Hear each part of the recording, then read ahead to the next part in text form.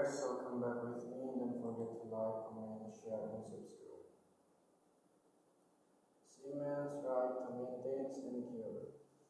Maintenance and cure are benefits that an injured seaman receives from an employer during the course of recovery. Maintenance includes such expenses as the seaman's rent or mortgage, utilities properly taxes, and then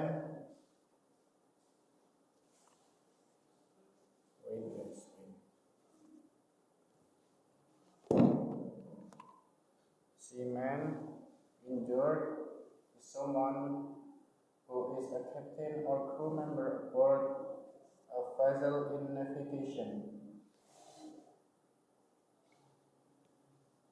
Also, similar to workers' compensation, maintenance and cure does not require that the seaman prove any fault or further injury.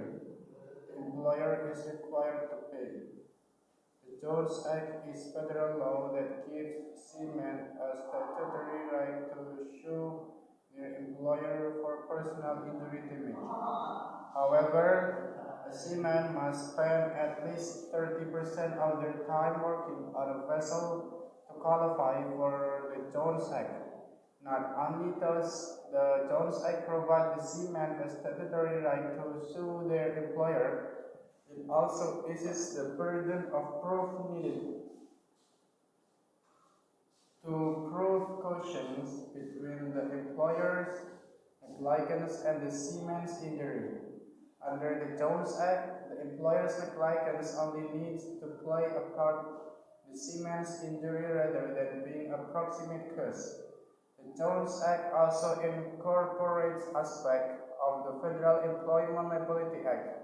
In particular, claims filed in state court under the Jones Act are not removable to federal court. When the death of an individual is caused by a wrongful act or neglect occurring on the high seas, the Death on High Seas Act guarantees that a personal representative of the decedent can bring a claim. Federal law established exclusive jurisdiction for admiralty and maritime cases in the federal district courts absent any language indicating the country within a statutory credit right, such as the Jones Act. However, the suitors clause reserve any non-admiralty remedies that may be available to an individual. An example of an admiralty remedy is a suit in which the claim is brought against the ship. Federal law creates certain statutory rights for employees who are not necessarily seamen, but nonetheless work on harbors or vessels that are under repair or being built. This law covers longshore workers, ship repairers, ship builders or shipbreakers, and harbor construction workers.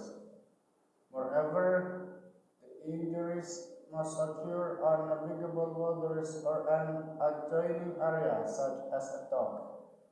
This law provides for the payment of compensation and medical care for an individual injured while on the job or survivor benefits.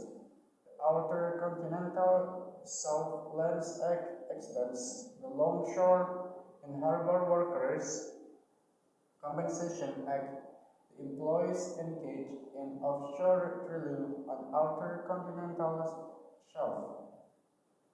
In the U.S., jurisdiction over admiralty law matters was originally given to the federal courts. However, today most admiralty cases can be heard by both state and federal courts under the saving to suitors clause in the Title 28 of the United States Code. The expectation to this any matter involving maritime property. Those cases may only be tried in a federal court. If a state court presides over an admiralty case, the court is required to apply admiralty or maritime law rather than its state law. Without maritime law, injured seamen would be left on their own to counteract the suffering they sustained while working. Anytime a ship employee becomes injured or sick, the vessel owner is required to reimburse their losses. Maritime law refers to this reimbursement as maintenance and cure, meaning that until the seaman fully recovers, that employers must provide for their affliction. The court views this obligation as an unquestionable duty that the ship owner owes any seaman aboard their vessel. Seamen are also eligible to recover full wage for the length of the voyage during which they sustained injuries or illness. An employment contract may dictate the amount of unearned wage a seaman can receive. Maintenance and cure refer to the benefits a seaman is entitled to until he or she recovers and is fit for duty. However, there is a maximum medical improvement limit that can control the amount of compensation received. Because many ship owners are loaded to pay the highest amount possible, they either follow old rates or regulate cure benefits by handpicking covered medical treatments. The U.S. Supreme Court states the duty to provide maintenance and cure must be broad and inclusive. In the case of compensation, the seaman is almost always favored when skepticism is involved. In some instances, an offshore accident can cause injuries that are so serious that they change a person's life permanently. These types of injuries are so notorious that the medical and legal community has a word for them: catastrophic injuries. When a person has this type of offshore injury, their injuries will likely impact the rest of their life. In some instances, certain injuries mean that a person won't be able to earn a living with physical work as they once did. In other cases, it means that every aspect of a person's life is impacted by the severity of their injuries. Often, these offshore injuries require a lifetime of medical care.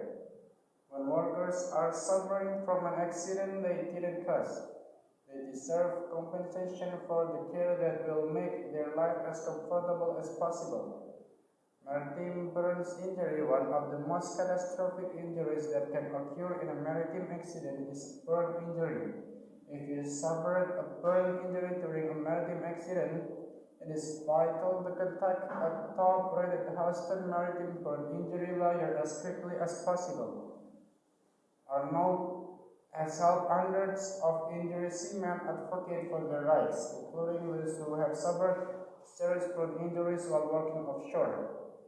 That's all from me. Thank you for watching. Don't forget to like, comment, share, and subscribe.